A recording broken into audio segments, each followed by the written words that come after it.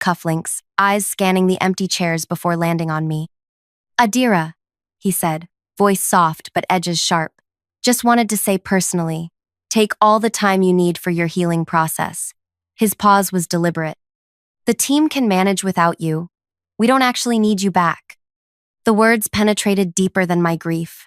20 years my father had given to that company. 2 years I devoted myself to our shared vision. The project I started is being handled? Elliot cut in, a smile forming. Your father's notes were adequate. I've taken personal control of the manufacturing client. Don't worry your pretty head. He placed his hand on my shoulder, leaning close. Between us, your position was always a courtesy to your father. Now that he's gone, he straightened his tie. Well, priorities shift. As he walked away, droplets sliding off his expensive coat, something hardened inside me.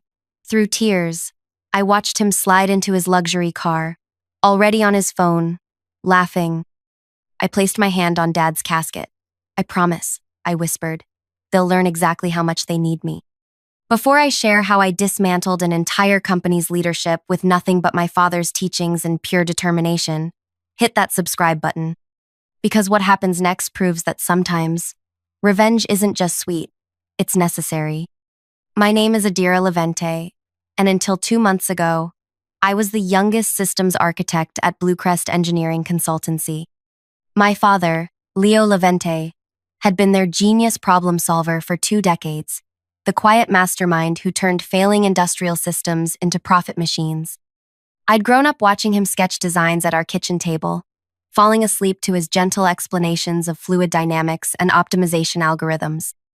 When I graduated with dual masters in systems engineering and sustainable design, joining him at Bluecrest felt inevitable. What wasn't inevitable was how quickly I'd become orphaned and unemployed. Dad and I had been working on something revolutionary, a complete efficiency overhaul for Meridian Manufacturing, Bluecrest's biggest client. Our process would cut their energy consumption by 40% while increasing output by 25%. Dad handled client relations while I perfected the technical aspects. We kept the full methodology between us, planning to unveil it together. Then came the aneurysm. Sudden, unstoppable. Dad was gone before I could say goodbye. At the funeral, most of Bluecrest attended. Conrad Hale, the CEO, embraced me with what seemed like genuine sadness.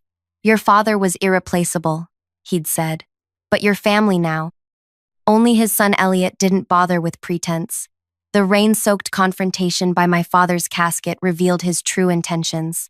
He'd been waiting for this opportunity.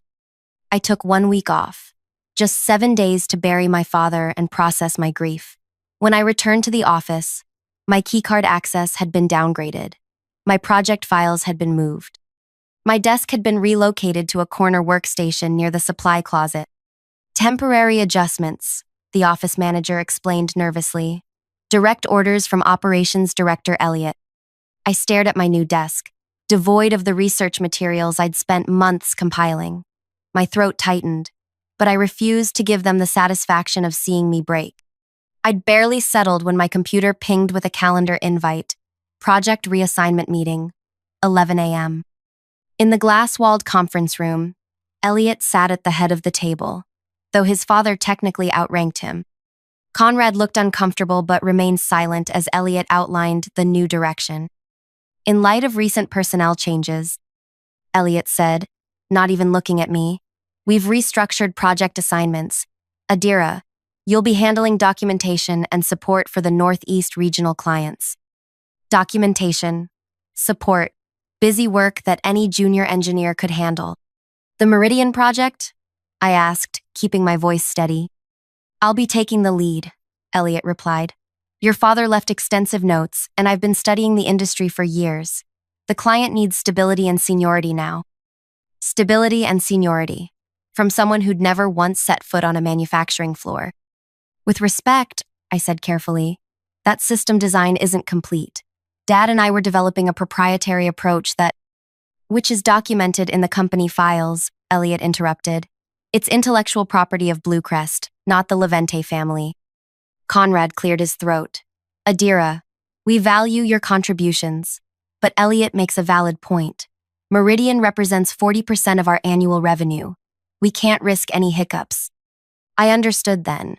Conrad might have respected my father, but he feared losing his biggest client more. Elliot had convinced him I was a risk, not an asset. For the next 3 weeks, I complied. I documented minor projects. I supported junior engineers. I watched from the periphery as Elliot paraded around the office, boasting about his breakthrough approach for Meridian. During weekly status meetings, I sat silently while Elliot presented fragments of my father's work as his own. He stumbled over technical details, inventing explanations that made no engineering sense. Nobody questioned him, after all. He was the CEO's son and operations director.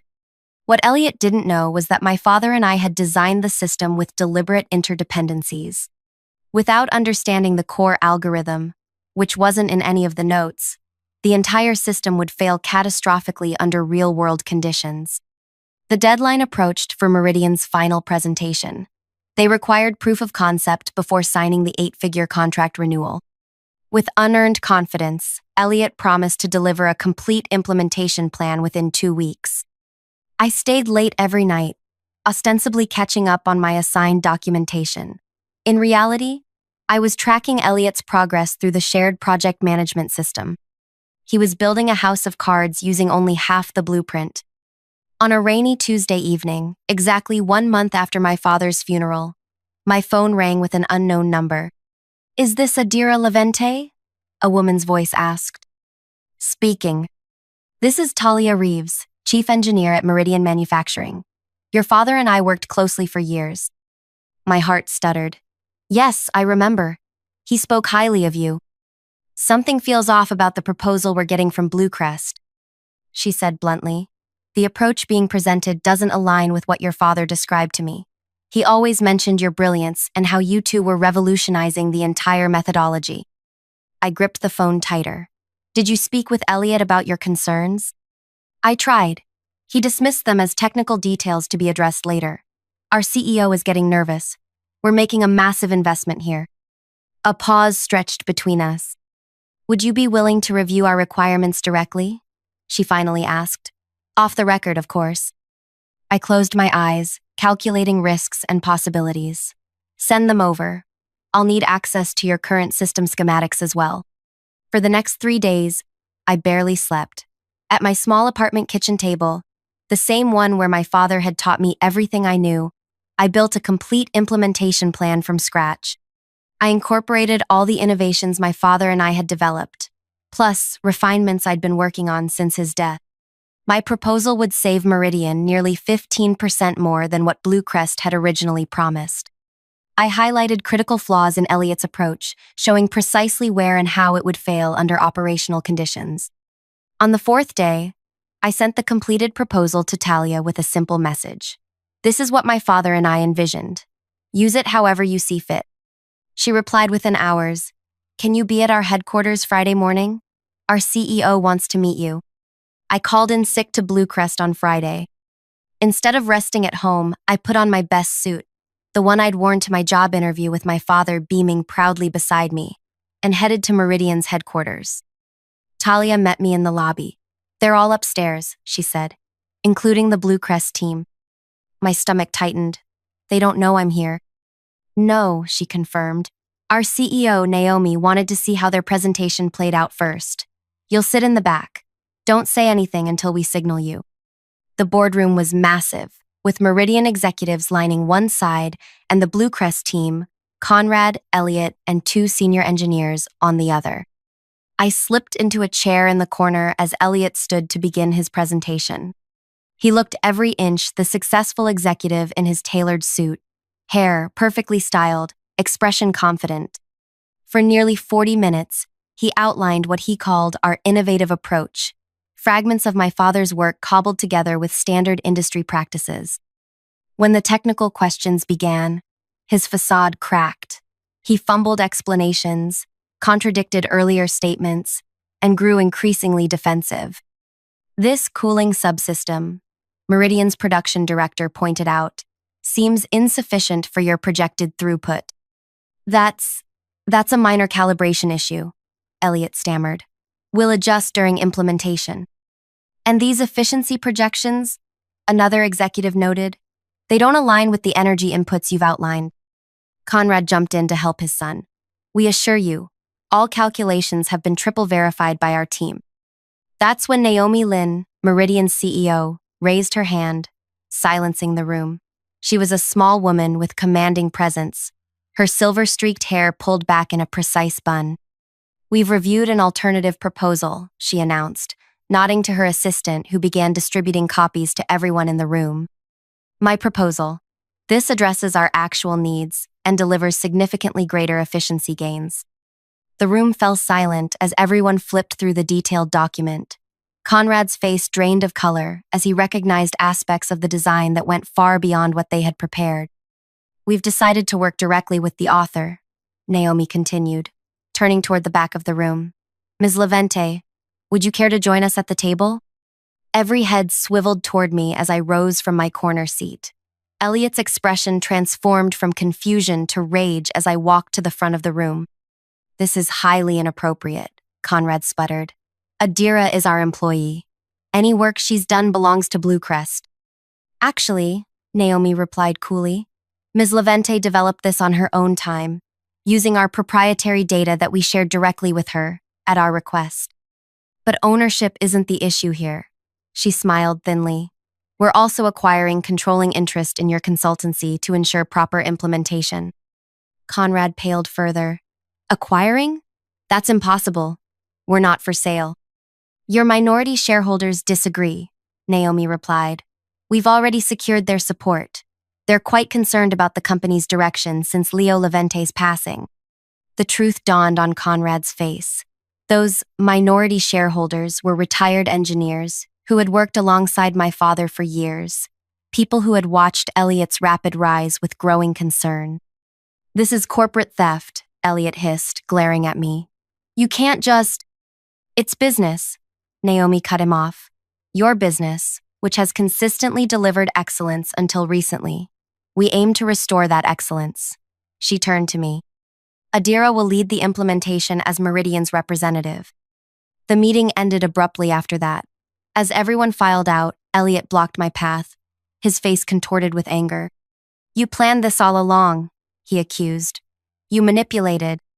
Take all the time you need to process this, I interrupted softly, echoing his words from my father's funeral. After all, we don't actually need you anyway. The acquisition process took exactly 2 weeks. Meridian maintained most of Bluecrest's staff, but restructured the leadership entirely. Conrad retired with a generous package, conditional on his son remaining with the company in some capacity. My first official act as the newly appointed managing director was reassigning Elliot to our remote testing facility in the desert. His official title, Legacy Systems Analyst. His job, documenting the slow decline of outdated machinery that, like him, once seemed important but proved unnecessary. He keeps his generous salary but spends his days in isolation, watching dials on equipment we'll never use again. Each month, he receives the same company-wide email showing our growing success with the implementation of my father's final vision, a legacy he tried to steal but now watches flourish from the sidelines. Last week, I visited the desert facility for a routine inspection. Elliot's office was sparse and dusty, his once immaculate appearance now careless. When he saw me, his eyes narrowed. Come to gloat? He asked. I shook my head. Just ensuring company resources are being properly utilized. He laughed bitterly. Is this what you wanted? To humiliate me? To destroy everything my family built? Your family didn't build anything, I replied calmly. People like my father did. People whose contributions you dismissed. This isn't about humiliation, Elliot. It's about consequences. I placed a small framed photo on his desk. It showed my father standing proudly beside a younger me at my graduation. Keep this, I said. A reminder that every system has its breaking point when the wrong pressure is applied. As I turned to leave, he called after me. You can't keep me here forever. I paused at the doorway. I don't need to. Eventually, like these machines you're monitoring, you'll become obsolete. The only difference is, they once served a purpose. The desert sun was blinding as I walked back to my car. In the distance, the testing facility stood as a monument to outdated thinking, isolated, forgotten, yet still technically part of the company. Just like Elliot wanted for me. Sometimes the best revenge isn't about destruction, it's about reconstruction, building something better from the ruins of what was taken from you. My father taught me that every system can be optimized, even justice. The company thrives now, our client list growing as word spreads about our revolutionary efficiency processes. Many nights, I still work at my kitchen table, refining ideas, pushing boundaries, honoring my father's legacy through innovation rather than remembrance. And sometimes, when I'm solving a particularly difficult problem, I swear I can feel him sitting across from me, pride shining in his eyes as I carry forward what he began. As for Elliot, he got exactly what he wished for. We truly don't need him anyway. If this story of corporate justice satisfied your need for sweet professional revenge, hit the like button and subscribe for more tales of underestimated people who turned the tables on those who wronged them. Share in the comments if you've ever been dismissed at work only to prove your true value later. Remember, sometimes the person they don't think they need becomes the one they can't succeed without. 6 months have passed since that desert confrontation with Elliot. The company, now rebranded as Levante Innovation Systems, has transformed from a traditional engineering consultancy into a pioneer in sustainable industrial design. Our headquarters moved from Bluecrest's sterile glass tower to a renovated warehouse with living walls and skylights that flood the workspace with natural light. It's the kind of environment my father would have loved, practical yet inspiring, where ideas flow as freely as the open floor plan allows. Most mornings, I arrive before dawn. Not from obligation, but because the quiet hours remind me of childhood mornings when Dad would let me sit beside him at his drafting table, teaching me to see the hidden patterns in seemingly chaotic systems. Engineering isn't just about machines, Adira, he'd say.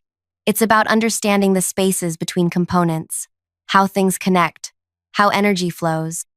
Those words guide me now, as I rebuild what Elliot nearly destroyed. When Meridian acquired controlling interest, they gave me considerable latitude to restructure. The first decision was surprisingly difficult: what to do with the remaining Hale influence. Conrad had taken his retirement package and disappeared to a coastal property, but Elliot remained a complicated problem. Legally, we couldn't terminate him without substantial cause, a protection his father had cleverly written into the company bylaws.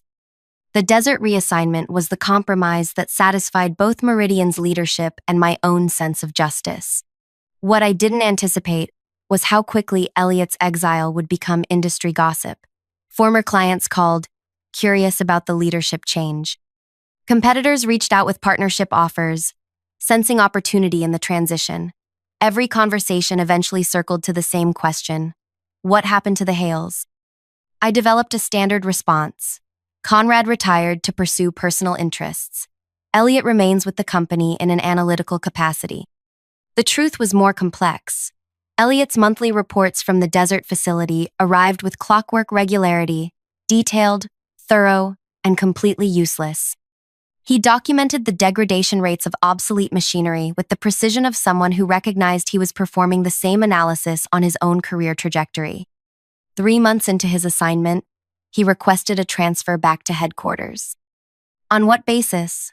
I asked during our video call, his face grainy against the stark white walls of his remote office. I've completed a comprehensive analysis of the legacy systems, he replied, dark circles under his eyes. There's nothing more to learn here. Then perhaps you'll finally appreciate the feeling of having your expertise dismissed, I said. Request denied. His facade cracked. This is personal vendetta, not business. No, Elliot. This is accountability. The desert facility needs supervision, and you're uniquely qualified for insignificant oversight.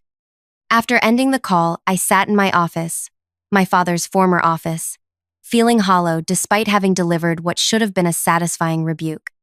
Revenge was supposed to feel better than this, wasn't it? That evening, Talia Reeves from Meridian stopped by unannounced. We'd developed a solid working relationship during the acquisition, her practical engineering mind complementing my theoretical approach. You look troubled, she observed, settling into a chair across from my desk.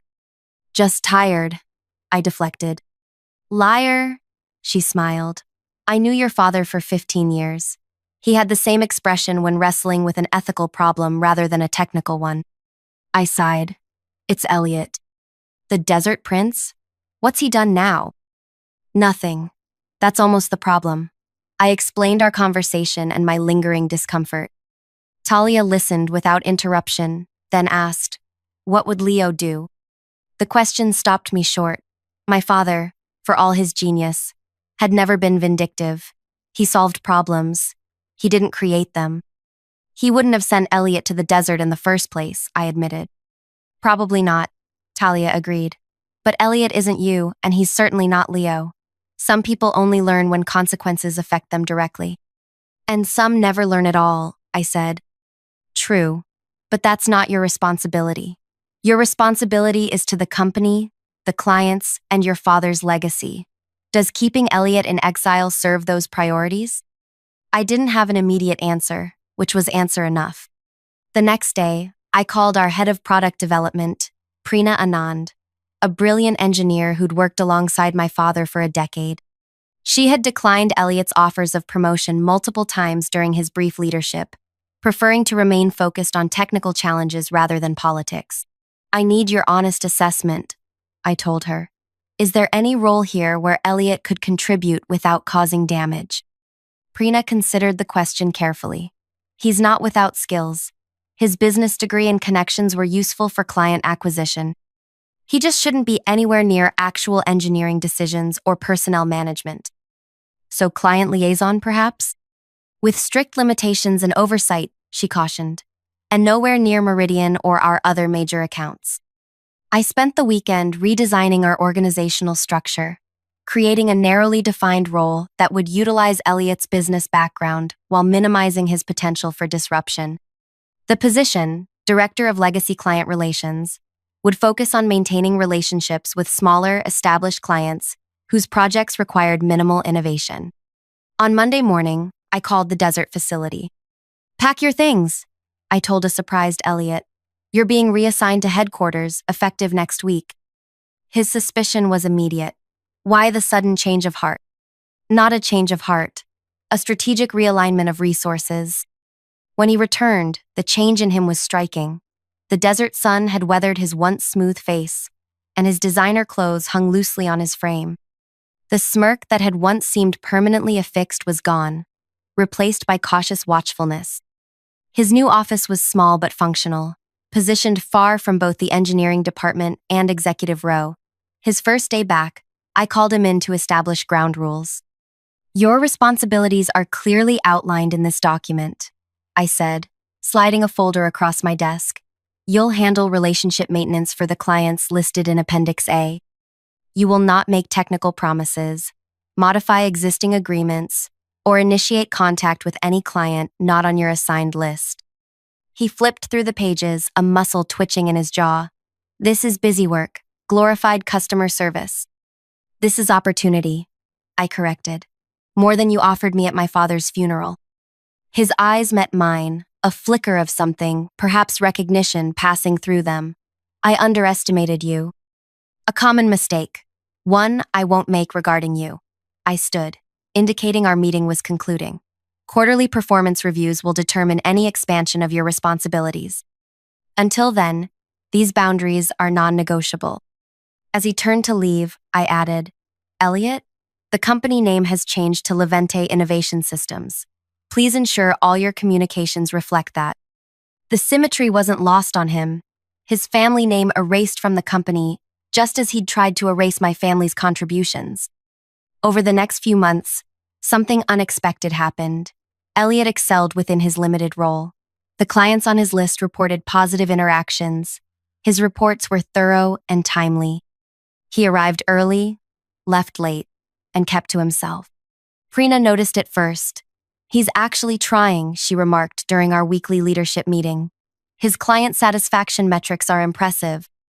"People can surprise you," offered Damon Webb, our new head of operations. "Sometimes hitting bottom is the only way to look up." I remained skeptical but couldn't deny the data. When Elliot's quarterly review arrived, His performance metrics justified a measured expansion of his responsibilities. I added 3 mid-sized clients to his portfolio and authorized him to participate in non-technical proposal developments. The day I informed him of these changes, he seemed genuinely shocked. "You're serious?" he asked, scanning the updated client list. "Your performance earned this," I said simply. "Continue on this trajectory, and further opportunities may follow." He studied me with newfound intensity. Why give me any chance at all? After what I did? The question deserved honesty. Because keeping you in the desert was about my pain, not company benefit. My father built this business on recognizing potential, not punishing mistakes. Even malicious ones? Especially those, I replied. He believed people capable of calculated harm were equally capable of calculated good, given proper motivation. Something shifted in Elliot's expression, not quite remorse, but perhaps the first recognition that actions had consequences beyond his intentions. As he left my office, I wondered if my father would approve of this approach. Redemption stories were his favorite. He collected them like other people collected art, seeing beauty in transformation. But he was also pragmatic. Trust, once broken, required more than good behavior to repair. I would watch Elliot carefully. Second chances didn't mean erased memories. As autumn approached, the company celebrated its first major milestone under the new structure, a patent for the efficiency system my father and I had developed. The entire staff gathered in the central atrium as Naomi from Meridian presented the framed patent certificate. "This innovation," she announced, "represents exactly why we invested in this company. It will transform industrial energy consumption across sectors while substantially increasing output." My name appeared first on the patent, followed by Leonardo Levente, posthumous. Seeing it displayed publicly brought unexpected tears. I accepted the frame, too emotional to speak beyond a simple thank you. Later, during the reception, I noticed Elliot standing alone by the windows, watching the celebration from a distance. Against my better judgment, I approached him. "You should be proud," he said before I could speak. "It's brilliant work." "Thank you," I replied, studying his expression for signs of insincerity but finding none. "He talked about you constantly, you know," Elliot continued, gaze fixed on the cityscape beyond the glass. "Your father, before you joined the company. Always my daughter the geniuses, this and Adira's revolutionary thinking that." He took a sip from his water glass. "I resented you before we ever met." The admission hung between us, unexpected and raw. "My father believed in my abilities," I said carefully, "but he also believed in this company, including the Hale leadership." Elliot laughed softly, "Until I proved him wrong." "People can surprise you," I echoed Damon's words, "sometimes positively." He turned to face me fully. "Is that what I'm doing? Surprising you positively?" "The jury's still deliberating," I replied, "but the evidence is trending in your favor." We stood in awkward silence until Prina called me away to meet a potential client. As I left, Elliot spoke again. "I never apologized," he said, "for what I said at the funeral. It was cruel and unnecessary." I paused, not turning back. "Yes, it was. I'm sorry, Adira." The words were simple but delivered without expectation or qualification.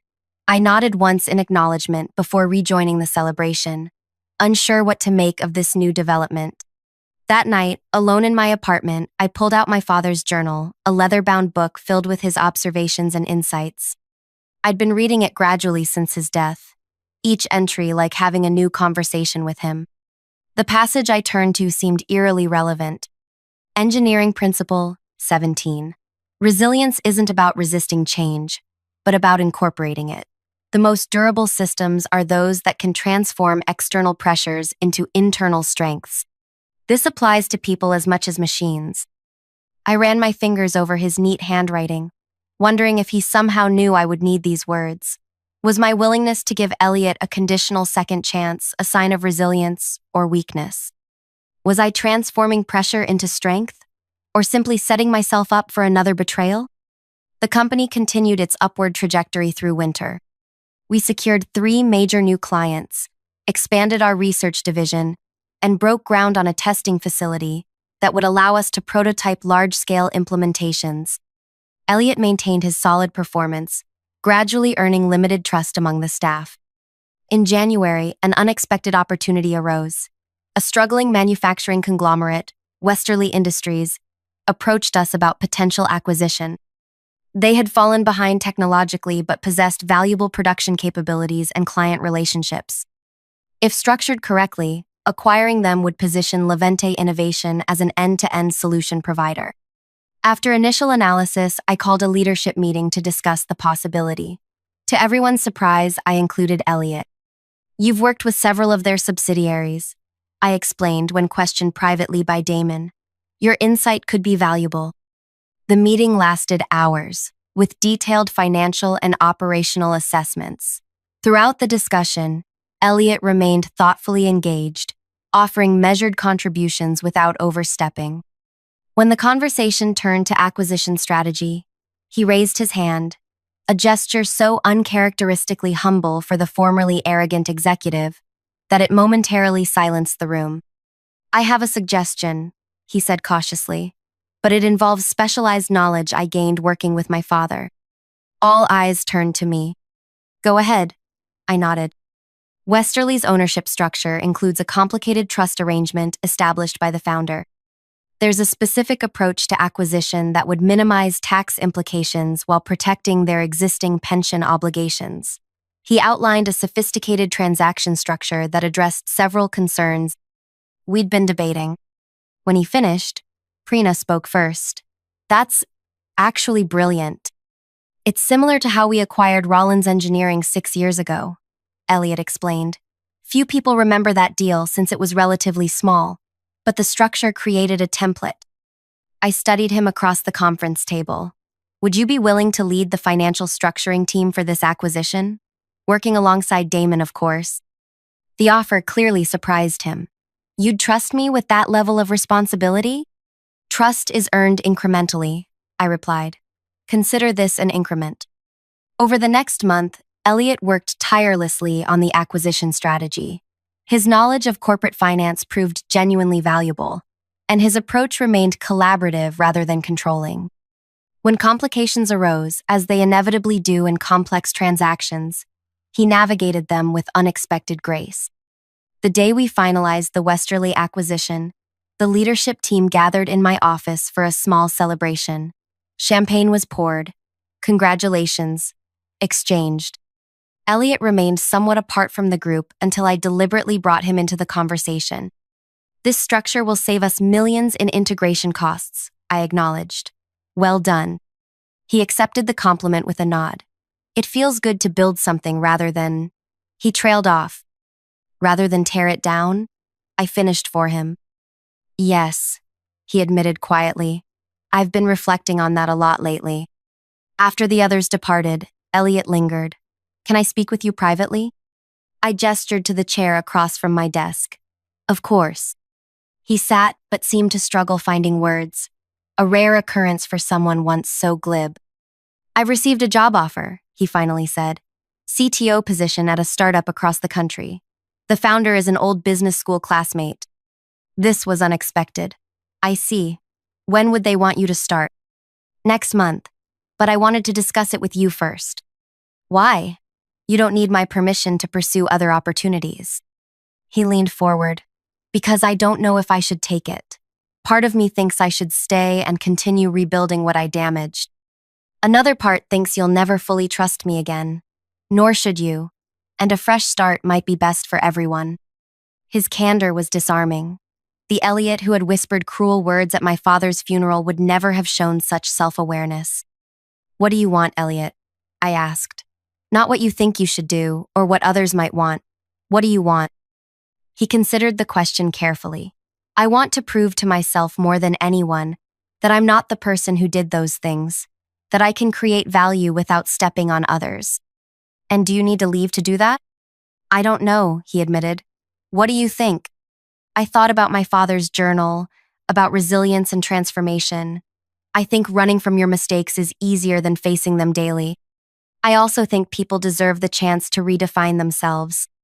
"That doesn't answer my question." "No," I agreed. Because this isn't my decision to make. We sat in contemplative silence until Elliot finally stood. Thank you for not making this easy. I have some thinking to do. As he reached the door, I called after him. Elliot, whatever you decide, the work you did on this acquisition was genuinely valuable. That's yours to keep, regardless. 2 days later, Elliot declined the outside offer and requested a meeting with me and the leadership team.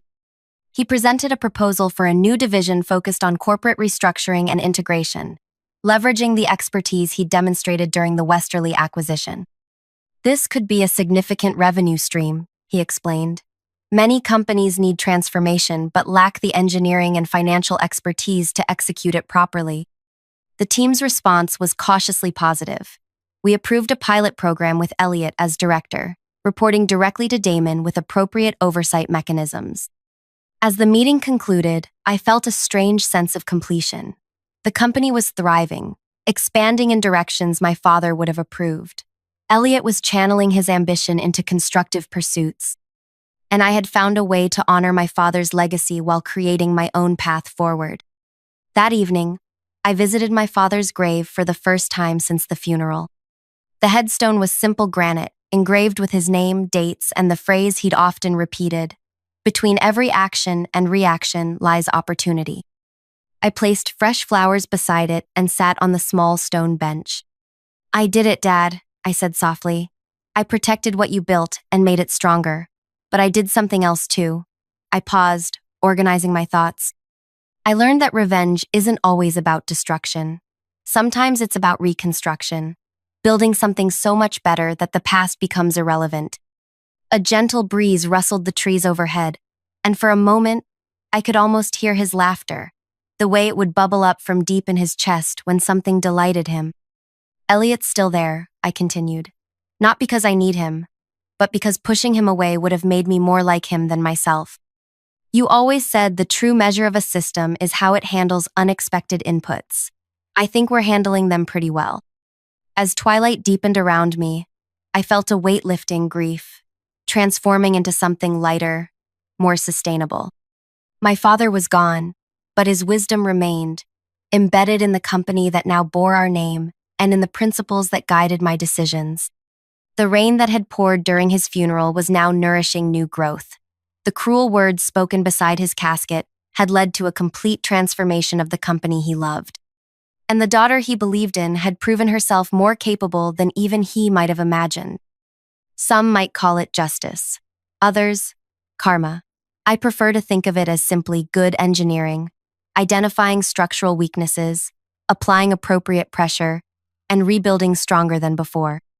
If there's one lesson in this story worth sharing, it's this. Never underestimate someone who learned resilience from a master. You might think you don't need them, only to discover they're the essential component your entire system required. Like, subscribe, and share if you've ever been underestimated only to prove your true value when it mattered most. And remember, sometimes the most powerful response to, "We don't need you," is becoming exactly what they can't succeed without.